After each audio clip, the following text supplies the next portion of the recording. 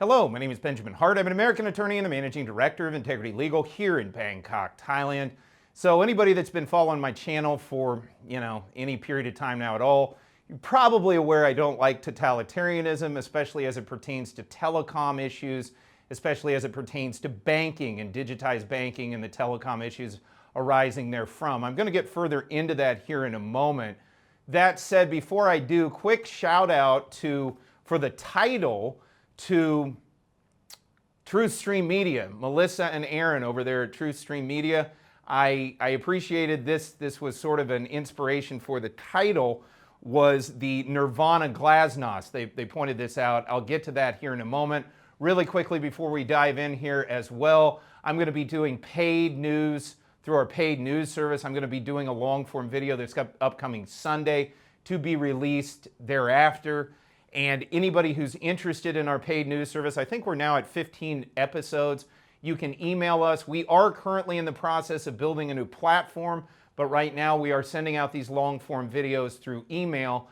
And if you're interested in viewing the long form content, please feel free to email us media@integrity-legal.com, media@integrity-legal.com, and you can get on the mailing list for that. I talk about in long form how stuff impacts expat land, geopolitics, international affairs, banking, taxes, just all the stuff we're seeing, local politics and the interaction between those developments and how that may impact these other things. So if you're interested, media@integrity-legal.com. Again, while I'm talking my book, my better half and I have also opened a diner here in downtown Bangkok, breakfast anytime. It's called Pancake Palace. We've also got cheeseburgers, buffalo wings, chili bowls, pork chops, chicken burgers, all of that good stuff. If you're interested, you can check us out in the link in the description below to our location. Going back here to the data lake of fire and Nirvana Glasnost. First of all, what's the data lake of fire?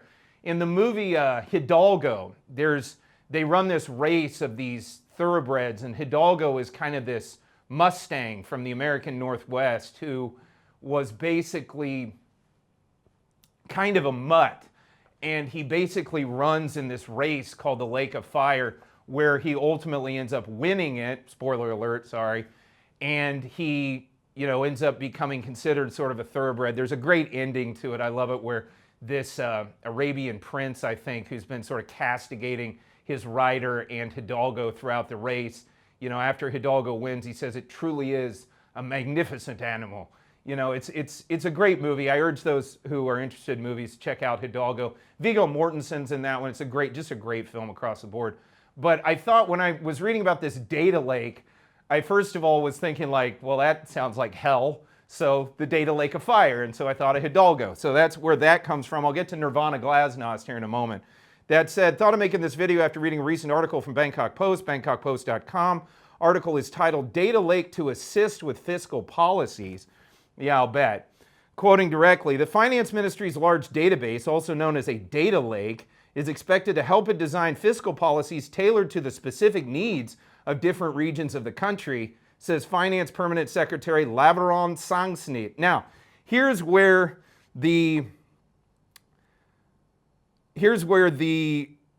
Nirvana Glasnost came up, and it was in the, I believe, at TruthStream. Y'all sent me a message and you said, hey, did you notice that his name, Lavaron Sangsnit, is an anagram for Nirvana Glasnost? So I was kind of like, oh, interesting. Kind of interesting how that worked out there. So for those who are unaware, the Russian term glasnost, which was this sort of the junior partner, if you will, to perestroika at the end of the Soviet Union, roughly a lot of people say it's translated as transparency, that there would be transparency in the USSR and the Soviet system. But I've heard it more accurately or in a more nuanced way translated as publicity. And I've often said that glasnost is a really good term to categorize the world we're coming into, where there's all this social media, there's all of this publicity. Nobody has privacy or anonymity, but it doesn't really get you anywhere. It's not transparency in the true sense of the term, because transparency kind of implies accountability, and I don't see a lot of accountability. We know what's going on, but it doesn't seem to have any impact sometimes. Now, here in Thailand, it's one of the things I like about the way Thailand works, the Thai system, is the people's voice does have an impact, and it very much has an impact. So that's worth pointing out. That said, quoting further, people in various regions of Thailand have different needs, and the data lake being developed by the ministry will allow the government to craft policies that better match each area, he said. Quote, the data lake is important because without a sufficiently large database, artificial intelligence systems cannot function, said Mr. Lavrov. So AI is going to be dictating policy to us in the future. Is that what I'm hearing? That said, quoting further, he said the data lake, which will be second in size to the Provincial Administration Department's database, which, who asked for this? Provincial administration has their database through due process of law. There's a reason it's there, and I don't think Thais have an inherent problem with that. I've had people ask me if I have a problem with the national ID and things. It's like, no, it's part and parcel of becoming Thai. I understood it when I got into it. Now, I can understand people who have a problem with it, and if you're not Thai, there's a simple solution. Don't become Thai. But again, where has been the due process for this data lake on all of us, by the way? Quoting further, we'll consolidate information about up to 60.8 million people and 600,000 businesses countrywide. You mean those folks that they're trying to all bag and tag and make them all file tax returns, which we talked about at length in a few videos here recently?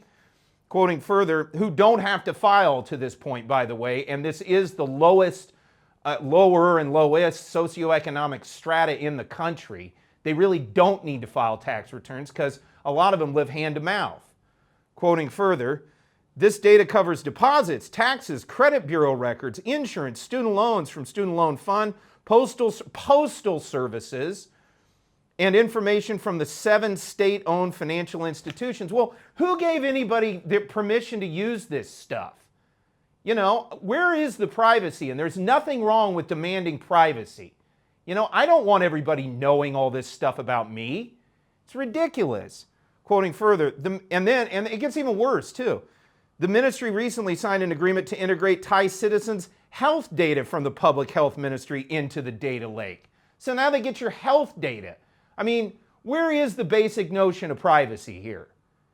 Quoting further, and it's not unreasonable to ask that question. I'm really also tired of the, well, if you got nothing to hide, well, we all had nothing to hide, and then you magically said we all had to wear masks because we breathe. If we learned anything from COVID, it doesn't matter if you have nothing to hide. This stuff is always used for totalitarian ends. Quoting further, the next step is to incorporate additional data such as electricity and water usage. Well, neato, gang. Where is any level of privacy here? Quoting further, Social Security records, farmer information. Really? For the subsistence farmers of Thailand, we got to gather up a bunch of data on those folks. Quoting further, and data on vulnerable groups, and this is how it's always sort of the cherry on top, vulnerable groups, and data on vulnerable groups into the system to give the ministry a comprehensive database, said Mr. Laveron, which I keep thinking, Nirvana Glasnost. In any event, quoting further, in addition to supporting government policy making, the database should enhance the efficiency of tax collection. And there it is. There's the onion, to quote Mark Antony from HBO's Rome. There's the onion. There it is. That's the crux of this. Quoting further, for example, by linking information between the Revenue Department and the Customs Department, authorities can more effectively detect tax evasion, said Mr. Laveron. If a business evades import duties, its revenues will increase, and the Revenue Department would likely be required to investigate its tax filings.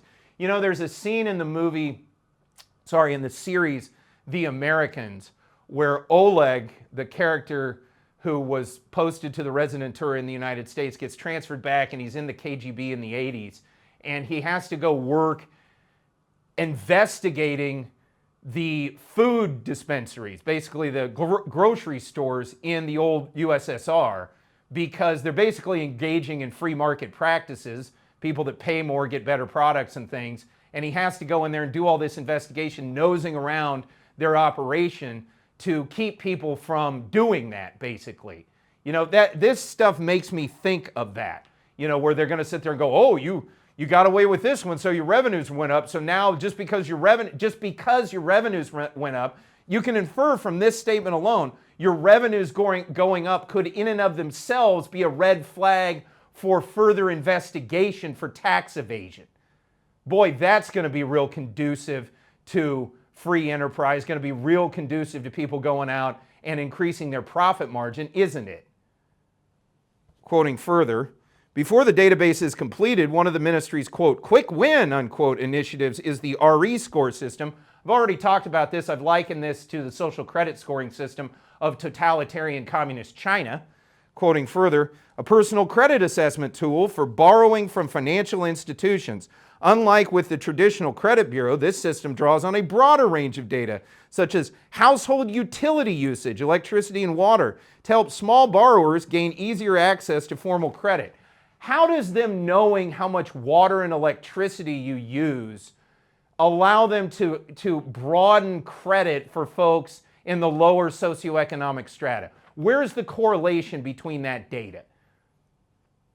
Quoting further, meanwhile, Dr. Opat Khan Kawinpong, Public Health Permanent Secretary, said the ministry plans to extend its goal for the average Thai lifespan to 100 years by next year, up from 70 to 80 years at present. Yeah, so the ministry's going to, this is so Soviet. That just sounds like something the Soviets would do. Next year, our goal for agricultural production is X number. Another guy out there in the ether of the internet I love to listen to, Simon Mikhailovich, because he actually came up in the USSR, left in the Brezhnev era, and then sort of watched it all come apart from abroad, provides a lot of useful insights into this kind of stuff. I mean, this is the kind of thing that the communists used to literally do, is say, oh, now they can project lifespans. Come on, Again, many thanks, and I'll put links in the description below to Truth Stream, both on YouTube as well as over on Twitter. Simon Mikhailovich, too, while I'm thinking of it. And but thanks a lot. Tip of the hat to you guys. That was a great anagram. Nirvana Glasnost. I loved it. Quoting further, extending people's lifespans involves multiple factors such as healthcare, social conditions, and financial well-being, he said. Good health must go hand in hand with financial security. Huh? I mean, now the government's going to make us all live to 100 by taking away all of our privacy. Wow, what a great idea. So that brought me over to, I went over to zerohedge.com and I saw a recent article, we need to rethink AI before it destroys what it means to be human. Quoting directly, we were not made to be managed. We were not made to be obsolete. But that is exactly how the future big tech is building under the banner of artificial intelligence. And if we do not slam the brakes right now, we are going to find ourselves in a world where the human experience is not enhanced by technology, but erased by it. That is so well put, and that's what I think of when I think of this Glasnost, Nirvana Glasnost, where we're all living in this digital petri dish where they're all going to poke and prod us and track and trace us on the premise that we're all going to live to be 100. What's the Bible verse that goes, and they will pray and they will seek death, but death will not come to them? It reminds me of that. I can't remember the exact verse, but it reminds me of that where, would you really want to live to be 100 in a system like that? I don't know that I would. That said, quoting directly, of course, as Bob Hope once said, who wants to live to be 105? 104-year-olds. But in any event, one more, again, going back to the Bangkok Post, bangkokpost.com, just for this Nirvana Glasnost thread further, quoting directly, under the title, Thai government issues new rules for SIM cards, quoting directly, Deputy Government Spokesman Anukur Pruksanutsak said the National Broadcasting and Telecommunications Commission will implement liveness detection technology nationwide effective from August 18th. So now we need digital interfaces to verify that we're alive? Is that what the purpose is for that? Quoting further, the system will apply to all new mobile subscribers, both prepaid and postpaid, as well as existing users replacing SIM cards while keeping the same number. So nobody's going to be able to escape this ultimately, is what they're saying. Hopefully, maybe they'll turn around, who knows. Quoting further, the technology verifies identity in real time through facial recognition, similar to banking applications. Neato! Because, everybody's real happy about all that, which, by the way, I've been thinking about this. I might, in fact, on the paid news service, I'm probably going to dig into this a little bit, but just something to think about, just while we're thinking about the banking stuff that we all love so much, maybe our paradigm should shift. And maybe instead of all of us lining up to go comply with all of this stuff, we might just think about lining up to withdraw our money from the banks that are imposing this stuff on us. Because it's pretty darn ridiculous, and they seem to be forgetting who the customers are. Quoting further, this prevents scammers from using photos, videos, or 3D masks to impersonate others. Really? So scammers are out there using 3D masks to impersonate somebody to get a SIM card. I mean, I can see maybe it happened a few times, but again, as I've discussed in other videos, this kind of communal punishment thinking is inherent to totalitarianism, both fascist and communist. We have a few scammers, therefore now everybody needs to do a facial recognition scan to get a frickin' SIM card. Quoting further, a loophole that previously enabled fraudulent SIM registration. It's not a loophole, it's just privacy. That's what it's called, it's privacy. And one thing I love about Thailand, and I loved about it when I got here, is Thais value their freedom and they value their privacy. And I'm hoping maybe Thais will take a look at this more and more and say, is this really what we want? Quoting further, mobile users must register in person or through applications provided by service operators, service centers, authorized dealers, and retail outlets. All documents must be original and valid. Thai nationals must present their national ID card, foreigners a passport, and corporate users a company certificate along with authorized signatory identification. What does that all mean? And I mean, look, I thought all this digitization was to make things easier. All I'm seeing is it's making things more and more complex for things that 6 months ago we could all do just routinely as a matter of course. Quoting further, operators are required to protect personal data in line with NBTC regulations and the Personal Data Protection Act. Wow, I'm really glad they passed that one. I feel like my data is so protected now that I have to have a facial recognition scan associated with getting a SIM card, which I could do a year ago without having to present anything. Well, I could do 5 years ago without having to present anything, and I could do a year ago with basically just a passport, or as a foreigner, a Thai ID card. Now I got to have my face freaking scanned. Meanwhile, on top of that, they're going to be using electricity and water bills to decide if you can get a loan.